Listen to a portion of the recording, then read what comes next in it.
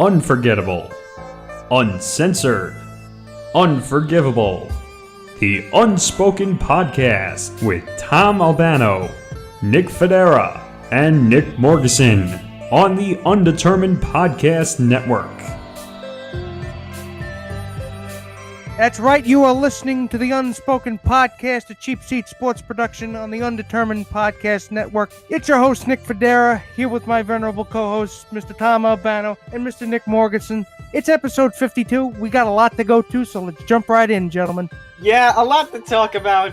All around the leagues, actually. There's plenty of football to talk about. We had wild card weekends. Plus, the Ball family. Well, they're the Ball family. But that's not where we're going to begin today. We're going to begin today with the madness that is MLB Free Agency. As I mentioned last week, we are about a month away from pitchers and catchers reporting, and there are all these free agents still on the table. Oh my God, I can't believe how much stuff is going on. And as we were talking about in our pre-show meeting, there's going to be a lot of happy stuff, a lot of neutral stuff, and a lot of stuff that's going to blow steam out of our ears. Out of our ears, if we're lucky. It might come out of other orifices.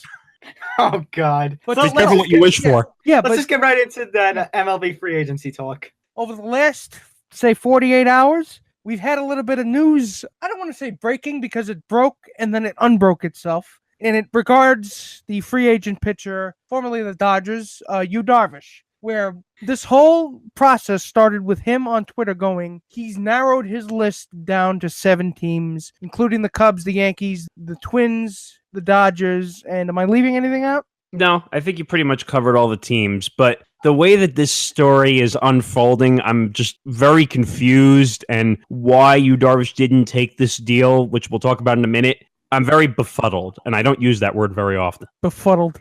That really is a fun word to say, isn't it? But still, we need to find word came through the grapevine from the venerable Michael Kay, he of the Michael Kay Show and the Yankees broadcaster. He said, kind of mentioned offhandedly in the show, that the Yankees had offered Yu Darvish a 7-year, $160 million free agent contract and gave him 48 hours to accept it, at which point he did not bite. So, gentlemen, can I ask, what the hell is going on here?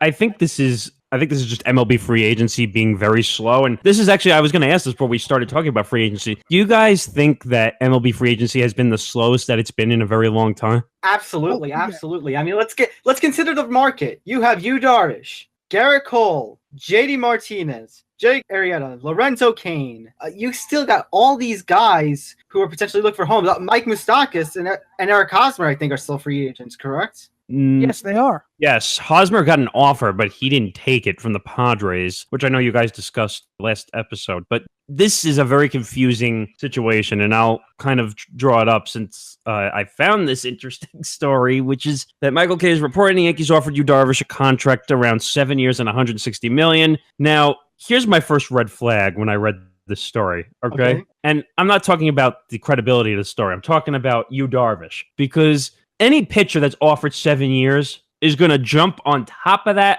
like salami on rye. Like you just want to eat when you're hungry. This is the feeding time for Yu Darvish. So, well, this is the thing I was going to, like when I first heard about this, and if this was accepted, I would have yelled at the Yankees. 7 years? Yes, exactly. That's what made it so astounding. This is what I don't get. So the Yankees are trying to get out from the long-term contracts, correct? So basically, now they're all of a sudden saying, hey, Yu Darvish, we're going to break our rules. We're going to offer you 7 years, $160 million, and we'll care about the consequences later when you break down, and we're still paying you, let's see, it's about a little more than $23 or $24 million a year, which no pitcher should be making right now because they can barely make it through 2 or 3 years, except when you're Clayton Kershaw, who has an opt-out coming out after the 2018 season. So I'm a little confused. Confused is putting it lightly, because this really flies in the face of everything the Yankees have told us. Well, what their mindset is, unless they're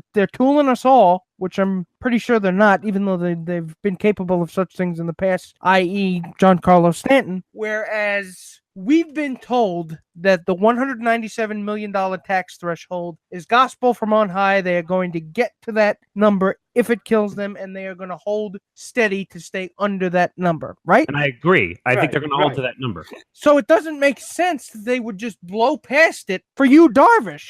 I mean, if It also doesn't. like you said, if it was Clay Kershaw, yeah, but it's not. It's also you, Darvish. Let's consider that going off of what you said. You, Darvish. I mean, sometimes he's one of the best pitchers, without a doubt. But playoff time, he's one of those pitchers that chokes. I mean, we saw the World Series. We all seem to agree that you, Darvish, was worse than Kershaw. Well, Yeah. wait a minute. So you just said pitcher that chokes. You could throw Clayton Kershaw in there too, but that's a whole nother point for another day. But Yeah. there's 2 points I want to make here. And I brought this up to you guys yesterday, how there might be a certain wrinkle in this situation. If you remember what I'm talking about, I'm going to bring it up to the audience now, which is, could this be a ploy to possibly get a Garrett Cole deal done? I don't think so. I think so. Now let me go off on that. Now let's bring that in here. Garrett Cole. So a whole situation broke on Wednesday where it seemed like out of nowhere, Yankees fans are going to get flashbacks of Cliff Lee, that out of nowhere, the Houston Astros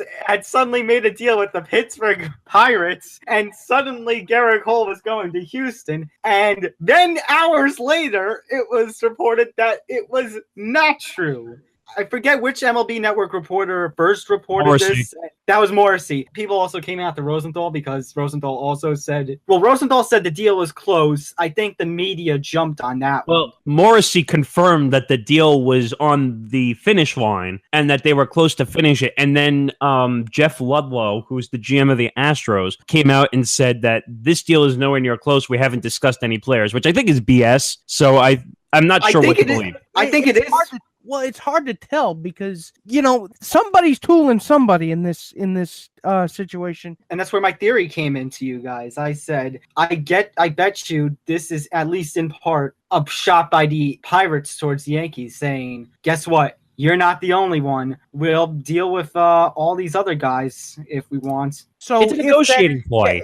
If that is Right, true, do they blink? I don't think so. I should, for the context for the audience, there was a rumor deal that would happen with the Pirates that would involve Garrett Cole. It would involve, from the Yankees side, Clint Frazier and Andujar. But it turned out in recent days that it was either instead of Andujar or in addition to Andujar, the Pirates also wanted Gleyber Torres. It's not gonna happen. Right. AKA the Yankees' next big top prospect that's going to be available. And no, it's not going to happen. There's a problem here, and I'm sorry to interrupt, but there's a problem here in the sense of this is flashbacks to Jabba Chamberlain. If we all remember how he was the top prospect in their organization, where they could have made a deal for Cliff Lee, where they could have made a deal for Roy Halladay. Are we going to have flashbacks, though, to the point? I'm just throwing this out there. I'm not saying I think Gleyber Torres is a great player, and I think we should keep him. Right. But is this buyer's remorse possibly? I don't think so. I think the Yankees have a mission right now. They're trying to stick to their guns, go under the threshold. Right now, it is the best move. And you mentioned the Jabba stuff, but right now, it's just, even if, I gotta think of a way to word this. Even if, we can say, oh, we could have gone Cole and Torres, bombs. It's the right move for right now. Also because now let's say they wanted both Torres and Andujar. You can't really do that because the Yankees are not in that position because they already gave up Castro to the Marlins for Giancarlo Stanton. They need infielders. Yeah, and I can't imagine. First of all, I can't imagine them starting the season with two infield rookies unless they really. Now we know they've had a lot of success over the past season and a half with their rookie class. I mean, with Judge, with Sanchez, and in spurts with Right. Bird, and especially now it's starting to click with Severino. But are we willing to chance that lightning won't only strike once, but it'll also strike two more times? I mean, the way that this team looks and the way that this rookie class looks, I mean, we've seen a lot of potential, but that's all we can really say about it at this point, that it's potential and it's got to build. And Andujar, I think, is expandable because I don't know if, even though they keep saying that he's a great hitter, he doesn't have a position on the field. And basically, he's a designated hitter without a position. I think honestly, Torres earned the chance though to be called up to New York, and let's see what this kid has. I think let's see what the Young Guns have, but when it comes to third base, after Headley with the last season, I would rather a solid glove at third base. I would rather give up the batting ability at third base only because you have the rest of the Yankee offense. You have Gregorius, you have Judge, you have Stanton. There's other bats, who can make up for that. Just one more wrinkle before we move on to the rest of free agency. Yu Darvish put out a tweet earlier, I think it was it today? Yeah, it was today. At about 1:00 that said, "They don't give me offer yet." That was his tweet from the Yankees. So he's saying that he never even got an offer from the Yankees. Now, I saw a tweet saying originally it was like 5 teams that, want that he had lowered his interest to. And he's like, no, there's a 6. And then he's not telling us. He's posturing. We all know he's posturing. It's all building the drama. It's gamesmanship. Right. It's gamesmanship. It's negotiation tactics. I mean, what's next? Is he going to say Scott Boras is his agent or something? Scott Boras probably is his agent. Or he probably gets 2% even when he's not his agent. He just has his hand up the ass of his actual agent and is working him like a puppet. He's working the marionette right now. Yeah, could be. It could be. But still, that's free agency. When you don't have anything to pour over, you start doing the free agency equivalent of navel gazing, which is, just looking at what's out there. And it really hasn't because, we were going to get to this, but it's a good segue. The Mets finally made a move. A bad move. What was it? Yeah. What was it, the move? Jay Bruce. Jay Bruce is headed back to Queens on a 3-year, $39 million deal. Of all the moves they could make, where they needed help with pitching, they needed help with offense, which they did, but he's not the guy I expected them to bring back. A guy who's going to, who reminds me of Ryan Howard, where either he's going to, which that's an old name if you're a baseball fan from when we were kids, but basically he's either going to hit 30 plus home runs and he's going to drive in close to 100 RBIs, but he's going to strike out close to 200 times. What do you expect from a business run by the Will Ponds and Alderson? What do you expect? A financial scam? Yeah, you were expecting that, but you were expecting a good pair of shoes. You were expecting a good pair of Nikes. You got the off-brand version. You got Nikes. And speaking of schemes and shoes, we'll get to that when it comes to another certain group of people in the sports world. But guys, can I ask you something? I know we talked about this last week, Nick Fodera, but Nick Morgasen, you weren't here. What do you think about all these free agents still available, but there's only a month left? I'm very confused, like I said, as we got into the beginning of this topic here in free agency. Like we said, Arrieta's still out there. Darvish is still out there. I read a story yesterday on JD Martinez and the Red Sox that they're playing chicken at this point, where apparently there might have been some negotiating going on and in the range of $200 million, which JD Martinez is not even worth $200 million. To be honest with you, it's just because of the market and he's the top offensive player in free agency that he's the one who's going to be overpaid. So, you know what? If I were the Red Sox, I'd walk away and say, good riddance. First of all, he's a right-handed hitter, and his power alley is to the opposite field in right center. And if you remember correctly, right center in Fenway Park is the worst place to hit for home run power. Well, yeah, Fenway Park in general, considering they also have the Green Monster. Yeah, especially considering how quiet the Red Sox have been. I mean, the Yankees got the reigning NL MVP, and the Red Sox haven't done anything. The only name I've heard linked to them over the past couple of months is JD Martinez, and that's it. And well, here's the thing: they need somebody like a JD Martinez, or they need something. The Red Sox need something to maintain competitiveness in the AL. Somebody do something interesting so we can report on it. Actually, they just re-signed Drew Pomeranz as we speak right now. Well, still, I feel like it baffles me because you think these, players, it's like one guy sitting out because they want more years. One guy sitting out because money. One guy would rather not take the contract because he wants to play for a winner. Starlin Castro actually already wants a trade from the Marlins. Are you surprised though? Because it's a team that has a bunch of sinking fish. He doesn't want to be on another rebuild team because it's like he was already on the Cubs. Yes, but just to wrap it, somebody do something, please. Somebody sign somebody. I don't care if you have to take a discount. I don't care if you have to stand on your head. Do something. One last point, Eric Hosmer, not worth 7 years. Moving on. Guys, let's now move on to the gridiron. And Wild Card Weekend has happened. And, well, we got some surprises on Wild Card Weekend. These games were so bad that I basically didn't watch. I didn't think the Saturday games I thought were going to be worse, but they surprised me. The Sunday games, I agree, they were terrible. Actually, no. Actually, not the Panthers Saints game, but the Jacksonville Buffalo game. That was god awful. I don't know. It really was.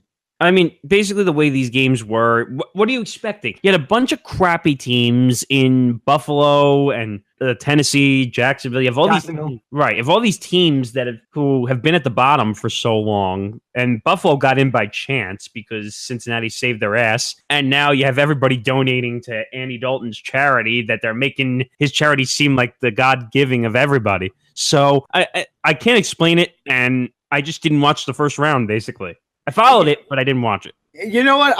What are you guys struggling with the most? Because here's what I'm struggling with. Well, I can't really say struggling with, but I just still can't believe it. You would think maybe the Chiefs playing against a team. I said during the predictions, I would always go Wild Wild West, more like Wild Wild first round playoff elimination when it came to the Chiefs. And yet I said, oh, great. They actually found the one team that could be worse than the Chiefs. And it was the Titans. And I'm like, oh, God, now I have to go with the Chiefs. And they decided to go full Andy Reid. They did. And the only way that actually worked is because Marcus Mariota threw a touchdown pass to Marcus Mariota. Well, I'm still confused by that, to be honest. All right, the only way we're going to get offense is if I throw a touchdown to myself, maybe. Now, couldn't that technically be a penalty? Not really. It went off behind the line of scrimmage. It also went off one of the Chiefs players. It went off his helmet, I think, and it bounced back into his hands. But how did he have time to throw it? And I'm sure it wasn't planned. Again, oh no, it wasn't. It was the Chiefs' incompetence rather than Marcus Mariota's actual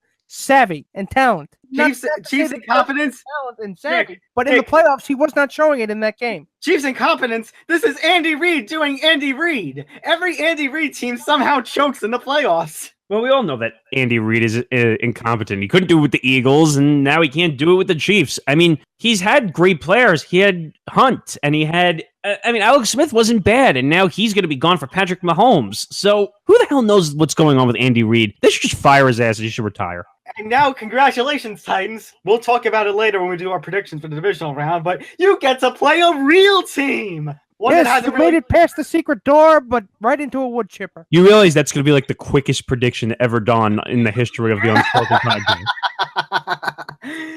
And then that night on Saturday night, we had the Rams and the Falcons, and my heart breaks for those Rams. They have a bright future. They have a bright future with the likes of Goff, Gurley, Woods, Kupp. They got a bright future, I think. But, God, losing to the Falcons... Those Falcons especially? And they're not. Wait a minute. Before you crap on the Falcons, okay, I wouldn't say they're a bad team. Everyone's calling them out because they had a bad season, and Matty Ice had a bad season, and we all know that. But they're still a competent team to the point where they have guys like Julio Jones and Sanu, and they have their backfield with Freeman and Coleman. So they still have guys to fill out a team. But I think what people are most concerned about is the defense.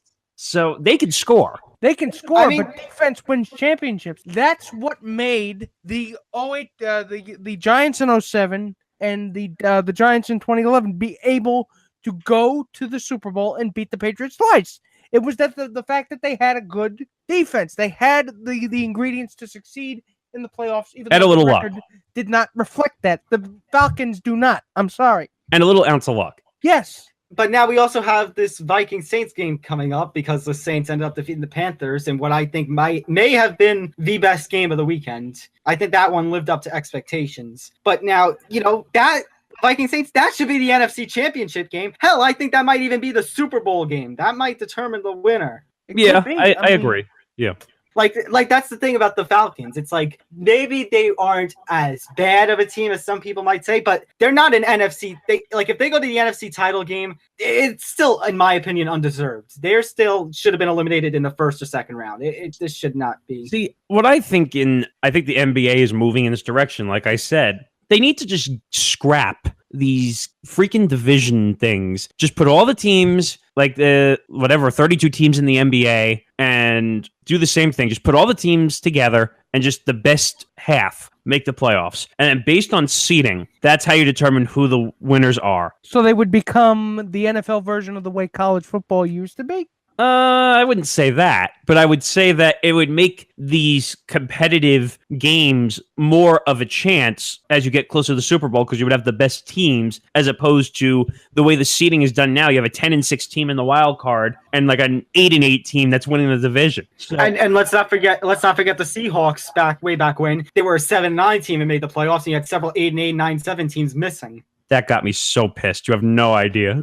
And I mean, it did, they did get a playoff win over the Saints, and it did help to elevate the Seahawks to where they are. But, I like how it's done in fantasy sports, where it's like the two best team, usually in the playoffs, the two best teams get the buys out of the first round. And then it's like the best teams on down, they get onto the playoffs into the first round. That's honestly, I think maybe we should start becoming that in sports, maybe. That's what I'm saying. Because like in the NBA, in the version of the Eastern Conference, which everybody knows the Eastern Conference is far below the Western Conference. If you look at the records of the Western Conference, half those teams that are in the 9th through the 13th would be 5 or 6 seeds in the Eastern Conference, for crying out loud. And we can relate to that this year in the NFL, because we've been talking since the beginning of the year, the NFC, the competitiveness and the playing ability, everything in the NFC is a whole lot greater than the AFC this season. It is, but do you really think, I mean, I know you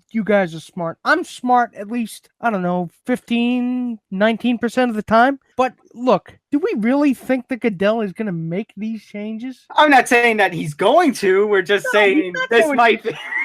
Roger Goodell couldn't be smart if you put down a schematic in front of him and he actually looked at it. Okay. Remember, he wanted $50 million in lifetime use of a private jet. He thinks the world revolves around Goodell. He thinks wait a minute. Let's clarify something here. I think it's $45 to $50 million a year, but most of the rest of his contract is incentive based. So if they keep declining in ratings and losing money, he's not getting that extra money. He'll just get the golden toilet as, compensation. And there's the first golden toilet reference of the podcast. The first of the second season, too. But in the long run, looking at this playoff run, and I see an interesting story you put in here, Tom, about the Vikings playoff run, which I actually want to get into a little bit. We'll get into that in just a minute. I do want to mention the other two games that we had. We had the Bills and the Jaguars, which I said was a shitty game. And it's worse for the Bills because on the last drive, it's like Tyrod Taylor has the chance to, pull it off like a comeback touchdown, and he gets injured. Guess what? We all thought they survived the Nathan Peterman experiment. Their playoff ending, death by Nathan Peterman. It was a botched grab. There was intentional grounding. Did he get sacked too? I forget if he got sacked. He got sacked, yeah. He got sacked, and he got picked. I forget what the order was, but then he also got picked off at the end. That was so horrible. I'm pretty sure he didn't do his identity didn't get stolen. It's amazing. It is just fucking amazing. And then we did have the Saints and Panthers, which I said, great game. But obviously the Panthers lost, and obviously you guys know I'm very happy about that. Well, yeah, I mean, it was kind of irony the way that ended, because I was like, all right, when you explained to me that he got Tyrod Taylor got hurt, then injured, and then intercepted for Peterman, I was just like, yep, that's the way the Bills season's going to end. Typical Bills. All right, but now let's get into the thing that you had alluded to, Nick. So the Vikings, as we mentioned, they're in the playoffs. They will be playing the Saints on Sunday afternoon, and Super Bowl 52 will be held in their home stadium. Well, fun fact, there could be some changes to tradition because of the Vikings being in their home stadium if they were to make the Super Bowl. So to explain, this comes from an article from The Score. The Minnesota Vikings, of course, trying to become the first NFL team to play in a Super Bowl in its home field and win in its home field. There was a lot of stuff they have to do, obviously, for the Super Bowl, and I think a couple of changes will have to be made if they make it. They said organizers, additional booths or international broadcasts whenever a Super Bowl happens. They got to do extra security, make arrangements for the halftime show. Well, that's typical. Right, that's typical stuff. But now, obviously, they have media days and the practice stuff, and that could change because the Minnesota Vikings normal practice facility would be home to the AFC team under the most normal circumstances as they are now. The NFC representative will go to the University of Minnesota and their field, I believe. Now, if the Minnesota Vikings make it, they're going to switch it. The Vikings will be allowed to practice at home. The AFC team will have to go to the University of Minnesota. See, I think that would be a little bit unfair because they've played there all season and they're used to this thing. So, I mean, it's kind of predetermined, and you can't actually assume that the Vikings were going to make it to the Super Bowl. Right. They still got to get past the Saints this Sunday. It's not going to be an easy road, so let's not start raining down the hosannas. Oh, no, but I'm saying people are going to say if they make it to the Super Bowl, people are going to say, oh, it's a fix, it's a fix, it's a fix. And then I'm going to say to the people, first of all, get your head out of your ass because it's a random decision that's made 3 years in advance. Plus, things change. You change things in the NFL like a cruise ship changes direction, very deliberately and very slowly. Plus, remember this. They were not the original favorite to get the NFC seed, even though they were number 2. Obviously, it would be the number 1, the Eagles. But Carson Wentz ended up getting injured, and who saw that coming? None of us. Nobody. No, you're right. Well, the Eagles have had unfortunate luck over the past couple of years on certain situations with their quarterbacks, but that's nor here nor there at this point because he's not there. Right. Plus the Eagles, both the Eagles and Vikings have had a history of, let's say, failures. Well, yeah. Would you call it failure though? Yeah, I guess you could.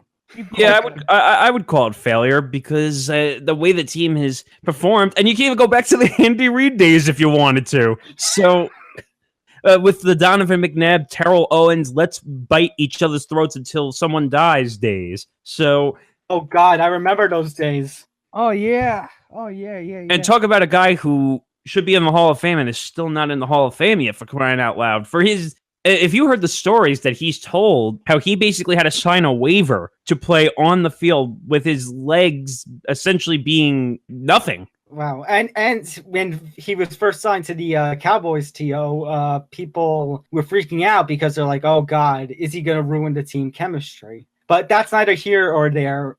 So what do you guys think, by the way, as we're on the precipice of history, possibly. The Vikings could become the first team to play a Super Bowl in its home stadium. Do you want to? Obviously, Nick, Fodera, our dads are Vikings fans, so maybe we do want to see that based off of that. It's a little biased there, but What do you guys think? Do you want to see this? Do you really want to see the home stadium, I do. I'd love to see it. And you know what? I know there's a distinct possibility that the Vikings will let me down, but I hope against hope, and you know what? That's what faith is. That's what religion is, so...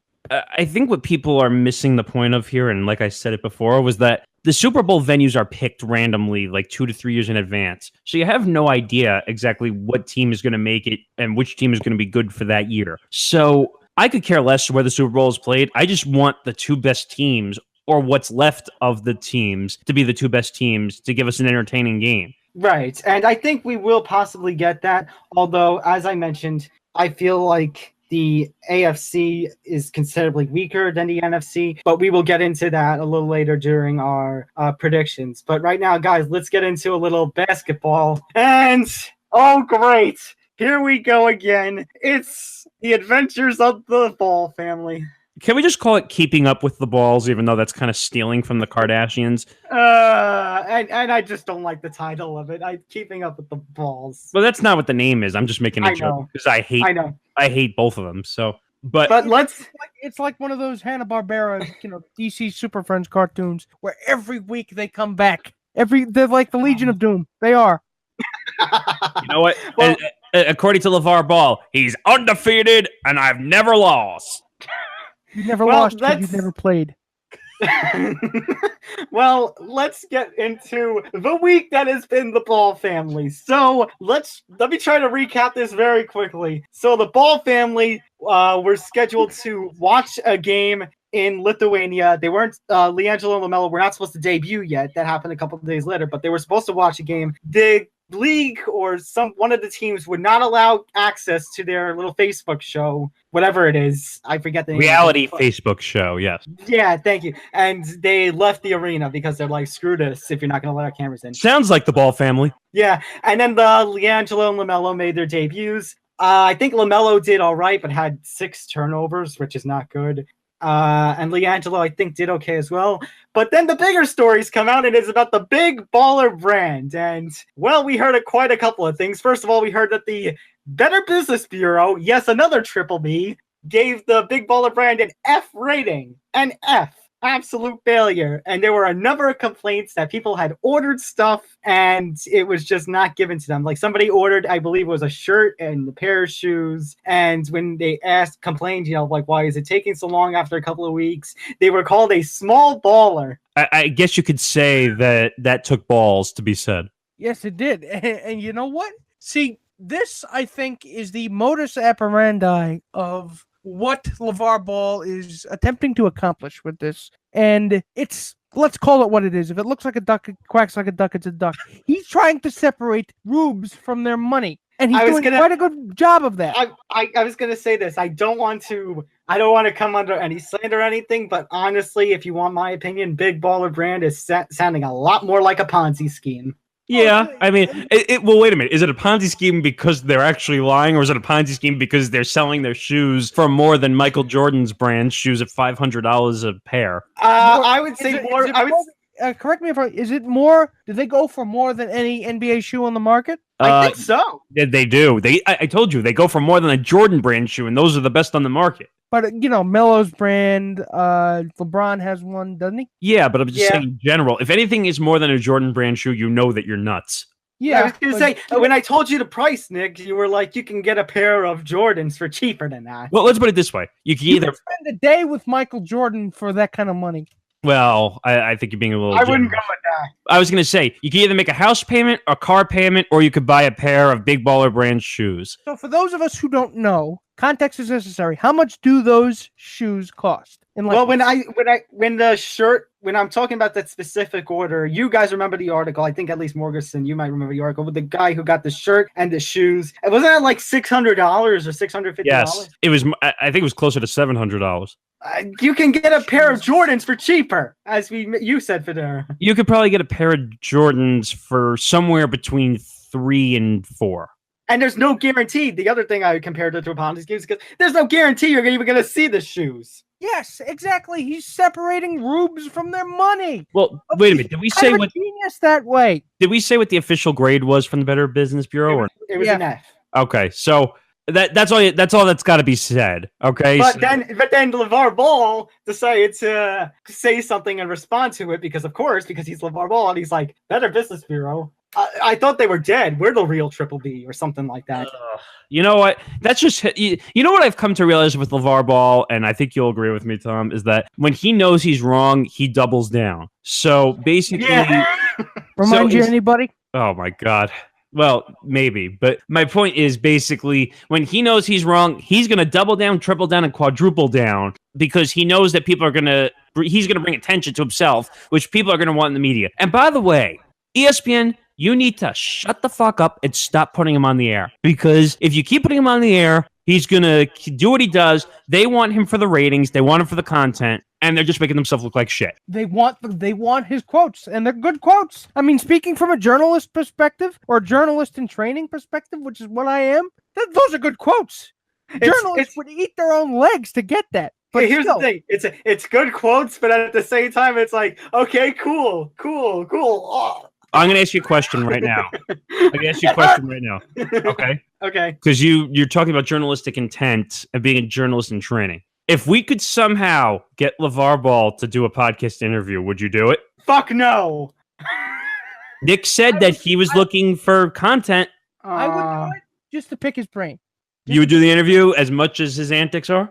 As much as his antics are, I would do it because A, morbid curiosity, B, the importance of trying to stay neutral in journalistic endeavors, and just to pick his brain. I want to see what's going on in there. I don't know. We might be trending for a week if that somehow happened. I don't know. I feel like I would try, but if he continued to ignore me, or if the interview was going bad, or he was just going off like that whole CNN interview from a couple of years ago. We might become a top podcast for a week. I know, but it would be the alpha and omega of this podcast, the beginning and the end. Yes, we reach the top of the mountain, but then we go careening off of it. I was gonna say, if you guys were to do that, I think I might more take the Stephen A approach, and I would try to debate him head on. Yeah, I would probably be the one asking him questions. Tom, you would just be sitting there stewing in anger. Well, speaking of interviews and stewing in anger, what if you guys get a chance to check this out? we did a recent interview with Neil Best, and I took the opposite role in this one where I had to kind of hold my stewingness a little bit.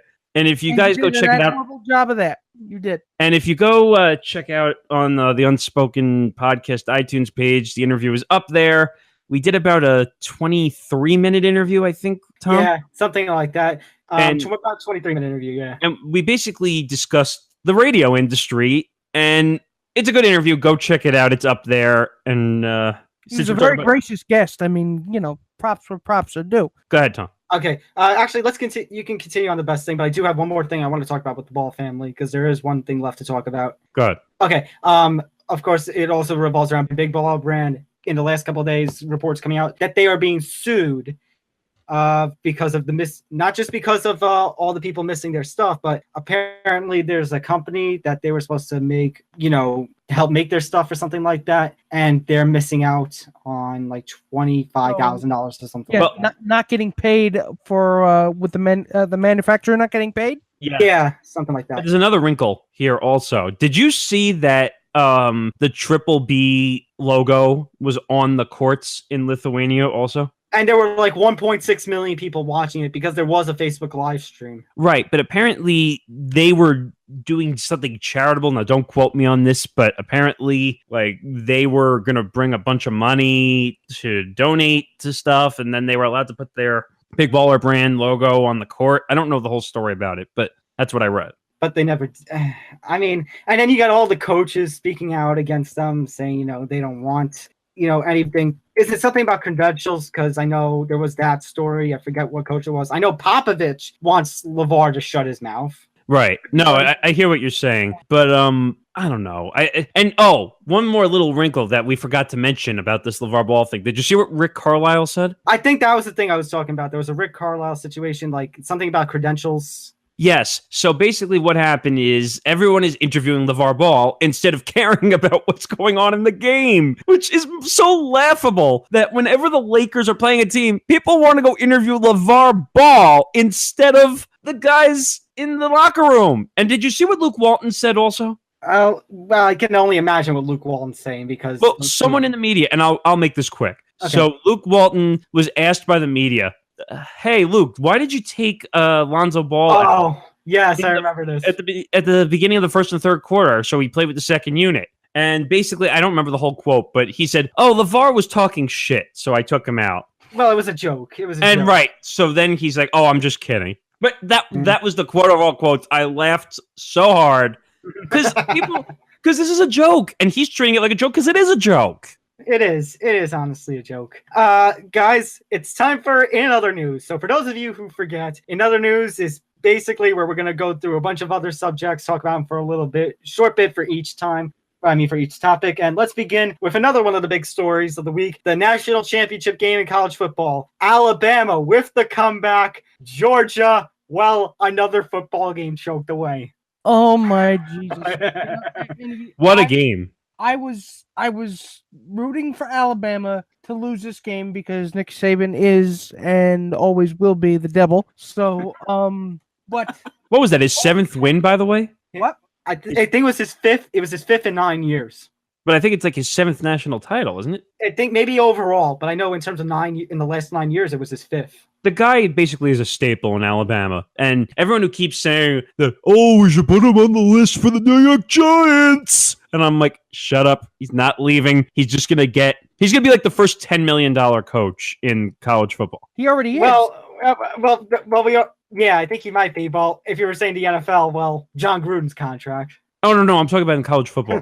Yeah, in college football, I think he might be. But regardless, what do you guys think of the national championship? Do you think Georgia choked it away, or do you think Alabama won it? Because I want to say Georgia choked it away, but Tua, oh my God. I feel bad for Jalen Hurts because his career might be over because Tua, holy crap, was amazing. Yeah, Tua Tagovailoa, if you were a little, if our viewers were a little unsure on how to pronounce his name. Tua Tagovailoa.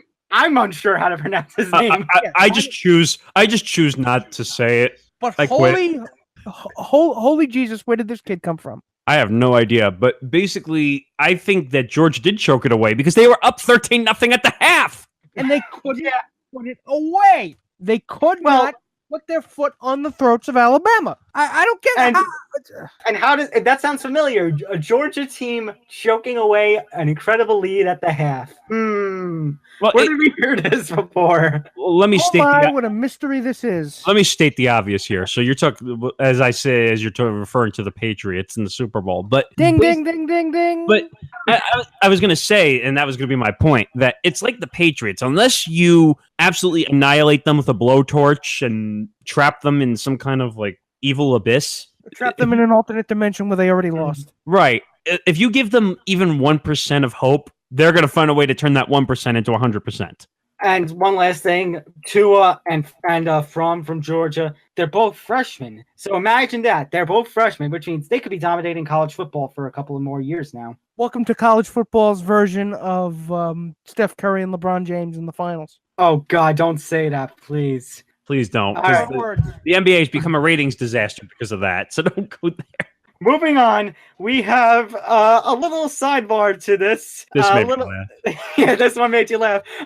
One Alabama fan was an Alabama student as well, was arrested and jailed early Tuesday morning after he was found, quote, naked on the front porch of a university office building at 5 a.m.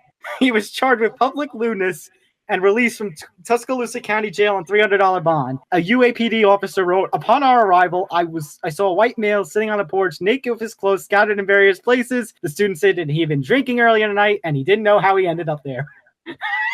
Okay, two things. One, it looks like somebody had a good night. Two, man, when he celebrates winning a national championship, he goes balls out. Oh, Get come out! on. You're gone. Your ejection. Oh, come on. Oh my God! That's drunken fandom for you. Come I on. guess so. Wait a Well, minute. He might have been so drunk that he might have turned a little crimson in the process. Oh God! Come on! I'm rejecting the both of you. I'll finish the. We're podcast telling on a corny jokes. We might as well just get them out in the open. Oh. All right, I don't know, so- but the way this situation, I mean, it's kind of like the Yankees or, I don't know. I'm trying to think of a few teams. Just like when they're so used to winning, they just feel like they can do whatever they want. I guess. Hey, if the Yankees win a World Series, I'm not dropping trow and streaking across the neighborhood. No, that's tantamount to a war crime. That's no. Team won and being a complete moron.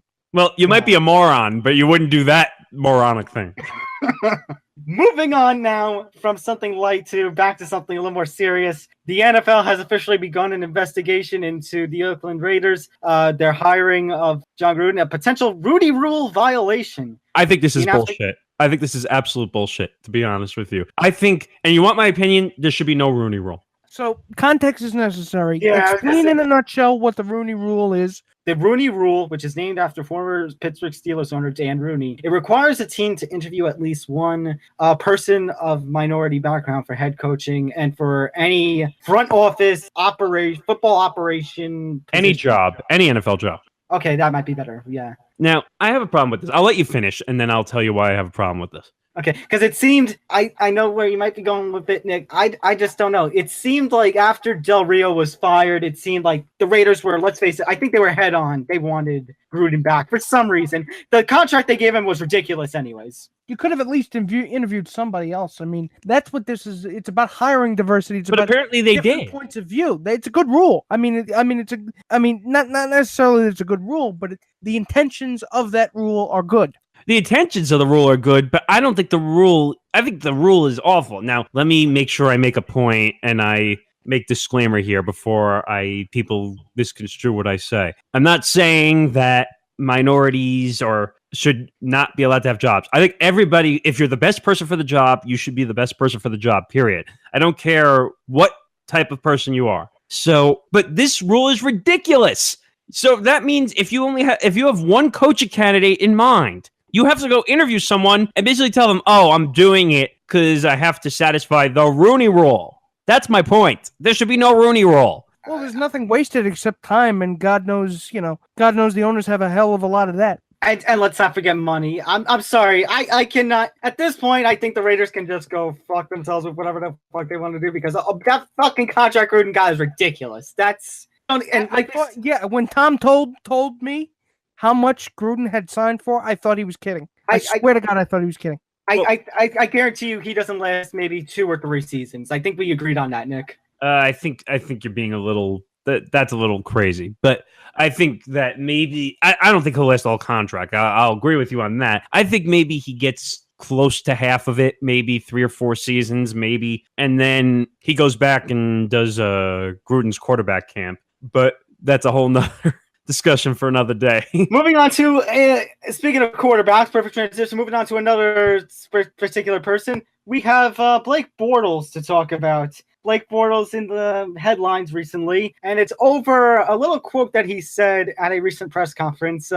He talked about his haters, and he said, quote, "It'll probably never stop. There's people who think LeBron James sucks. If that happens, I'm sure there will be a lot of people that always think I suck." What do you guys think about that quote? Because there's been quite a few people in the media who have been saying that he's comparing himself to LeBron James, basically. I think that's kind of overblowing. Yeah, I think people like I said, people in the media misconstrue what a lot of these athletes say. Every athlete has haters. That's without a doubt. But you have to be careful what you say depending on your level of fame as an athlete. So Blake Bortles is a nobody, basically, at this point. I think he was a top 5 overall pick. That's why people know his name, and that's why people are getting on his case. But you know what? If this were the opposite, and King James was saying this quote, people would be up in arms. Well, I guess they wouldn't be up in arms because they would expect it from a guy like LeBron James. Blake Bortles. Who's Blake Bortles? We now have a new term called bortling. What even is Blake Bortles? What even is a Blake Bortles? Sounds like a Pokemon. Yeah, it does. Oh, I guess I'm going to have to go get a bortle of wine to think this over. Oh yeah, you roast me for the shitty jokes, but he goes for the brass ring, and you don't say anything. I'm just standing back from the shitty jokes at this point. Well, shitty jokes for a shitty player, so it makes sense. Oh wow! All right, moving on to. And Nick Morgasen will be happy about this. We're talking NBA matters. Rodney Hood has an update to. We were going to talk about this, but it has recently been updated. Rodney Hood has been fined $35,000, I think it is, for the slapping of a fan. He slapped the fan's hand. Oh, the cell phone. Yeah. The cell phone incident, yes. So Rodney Hood got ejected from a game. He saw, I guess, a fan was taking footage of the ejection. He slapped the phone out of his hands. And honestly, Good that he's getting a fine. There was some debate. Maybe he should have gotten a suspension. I mean, here's the thing. He was very close. Like, if he had touched, like, I don't know, his face or anything, that could have been a criminal act. I charge him with assault. I think that's a little overblown, but technically, I know spirit-wise, but letter of the law-wise, I mean, it kind of. I kind of understand from the athlete's point of view, like, all right, I got ejected. Everyone saw me doing it. And now this asshole is taking video of me. So I kind of get it from the standpoint of Rodney Hood. I get it, but public figure, you're in a public place. I agree. And the fan paid for his ticket. He can do and say what he wants. Well, be careful with the context. I gotta say, be careful with that. But, you know, he is a public figure. He got ejected from a game, and we all know how popular ejection clips can get. Oh, no, I 100% agree with you that as a public figure, you have to be careful what you do, whether you're in the arena or you're outside in public doing whatever. But at the same time, if I'm already being embarrassed as an athlete, I don't want someone taking freaking video of me at the same time. So I understand the frustration, but you got to control yourself. Yeah, basically. I guess. I guess, yeah. I guess I understand the frustration, but I'm still more the side of you got to control yourself because you are a public figure. You can't suspend him for that. Okay, that's fine. But the $35,000 at least, I guess. That's fine. For that. Yeah. Okay, last thing to talk about. And Nick, maybe you can help explain this a little more. There's been a whole issue lately with the NBA players and the referees. Yes. So a lot of interesting situations going on with replay. That's really where it starts, where they're not going to replay. They are going to replay. I didn't see the whole story 100%. I don't know. Did you? And now Draymond Green, I think it was, got a technical yesterday, and it was one of the refs, supposedly the ref who did it was supposedly in a poll one of the worst refs, and he was nowhere near shouting distance from green or something like that. Yes. Okay, I know what you're talking about. And then also they had a game earlier, like I don't know if this was weeks or a month ago, where one of the referees went down with a back injury, and they were playing with two refs in a nationally televised game. And James Harden came out and said, "How can this be done? Two referees, they can't see everything." And you know what? The NBA referees sometimes have a stick up their ass because they think they have to show off on TV. And if you know a certain referee I'm talking about in the NBA, who's not around anymore, but he used to throw technicals around like they were dollar bills to a stripper. But yeah, that was a little lewd, but it made the point. I don't know. NBA referees think that they're I forgot the saying. They're the show. Well, something of attention. They're the eye of the attention. What? The center of attention. Center of attention. Thank you. But you could say that about any referee or umpire. Go to Joe West in Major League Baseball as the umpire who always gets into it with people, or Bob Davidson, another umpire who gets into it with everybody. So it's just a matter of ego, and a lot of these NBA players think, well, I'm a star, so I could do what I want. I'm going to get every call that I want, and it usually happens. Every time I'm watching NBA games lately, they're getting star calls. To wrap this up, put a little bow on both this topic and in other news. Do you consider this any different from the MLB and the NFL when there's player-referee issues? Yes, because I think the NBA has bigger reach. And I know that's weird to say, but I do think the NBA has bigger reach than Major League Baseball because of the stars in the game. LeBron James, James Harden, they're all going to get the calls. So that's really what the problem is. It's more star-driven than exactly. MLB. Is that what you're saying? And it's going to be a more worldwide audience because they're trying to branch the game out and actually succeeding. They are. And Major League Baseball is star-driven, but there's more. Everyone is more on a level playing field in Major League Baseball than compared to the NBA or even the NFL. That's fair. We're going to wrap this episode 52 of the Unspoken Podcast up with one last thing. We got to give some predictions. It's time for prediction time. It's time to talk about NFL Divisional round. The two winners of each conference's divisional game get to play in the conference championship the following weekend. So here we go, boys. Let's start it off with the 4:00 Saturday game. It is the number 1 in the NFC, Philadelphia Eagles, the number 6 in the NFC, Atlanta Falcons. Atlanta, yes, the lower seed in the NFC, comes in as a 3-point favorite over the highest seed, Philadelphia.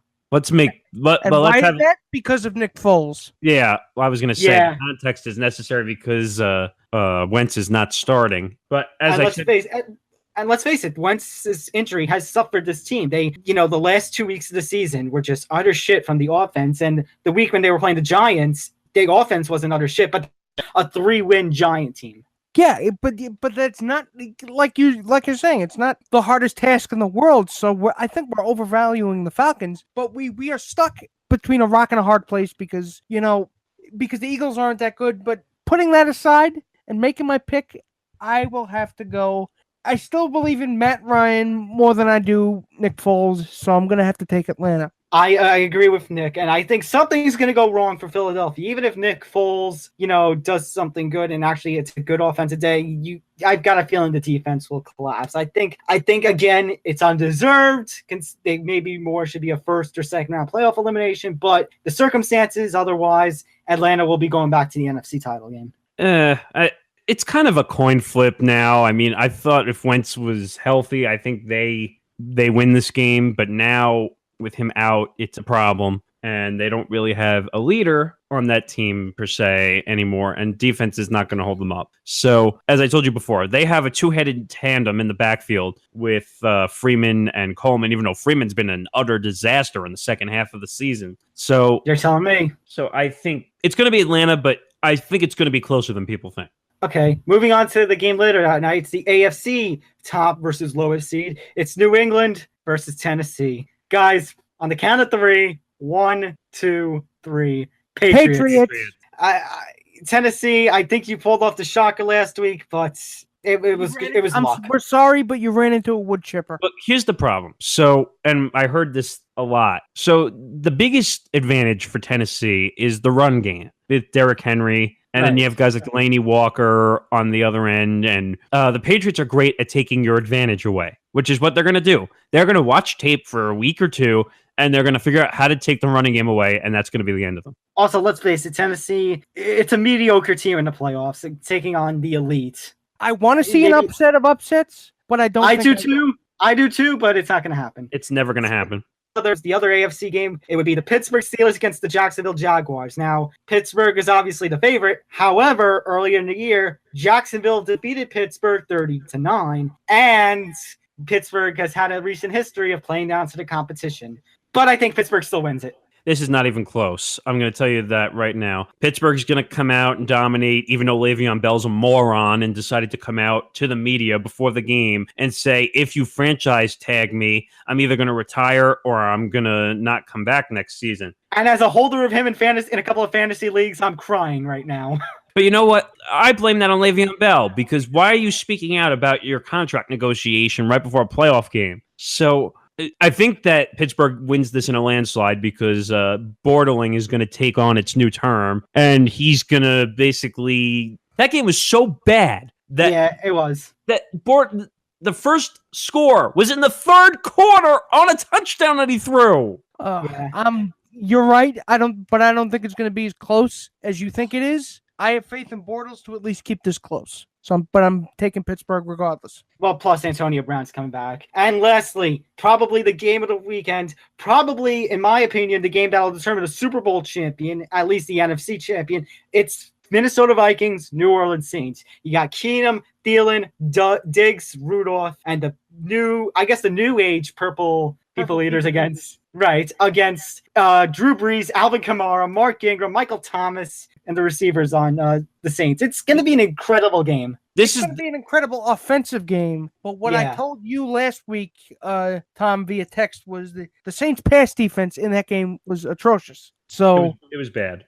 If anything, it's going to be, if the Saints lose this game and the Vikings win this game, it's because it's going to be because of a Saints defensive breakdown, not because of the fact that they won't be able to score. They will. I think the one team that can beat the Vikings in the NFC is the Saints. However, if the Saints defense plays like it did last week and the defense of the Vikings show up, I got to go with the Vikings. Oh, this is a tough one. I mean, the Saints have really shown a lot, considering the past couple seasons they were down in the dumps big time, and everyone thought Drew Brees was going to be traded or gone. And now it looks like he kind of found his shit.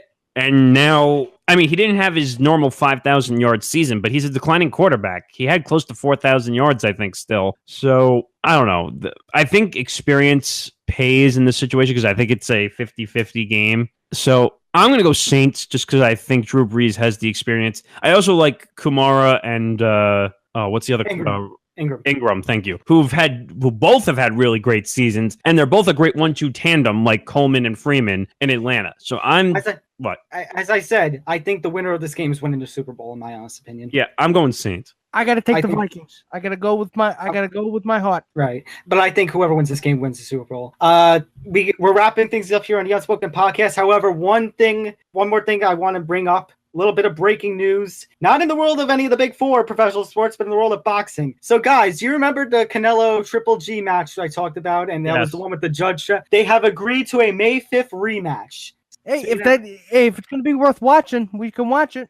Exactly. So, speaking as a comic book sports fan, I can't wait. And I got one more thing to add, too. This just broke about 5 minutes ago. So, the Orioles and Manny Machado have been in the news. Sorry, it's not a trade. Just letting you know that right off the bat. Okay. They have come to terms on a $16 million deal for 2018, and the deal also includes incentives for awards. So I'm going to say it's probably close to 18 million, but they've agreed to 16 million plus incentives for this year, according to Mark Feinstein. So Machado will be an Oriole this year. Well, at least until the trade deadline, at least. So that's going to wrap it up here on the Unspoken Podcast. Go like us on Facebook, Twitter, and Periscope at the UDUP. Go like the Undetermined Podcast Network at the UD Network, Facebook, Twitter. Go like and follow all the rest of the Undetermined Podcast Network accounts. And that's going to do it. For Nick Fodera, for Nick Morgasen, I'm Tom Albano. We'll see you next time. You've been listening to the Unspoken Podcast, part of the Undetermined Podcast Network. Good night, everybody. Good night, everybody. Good night.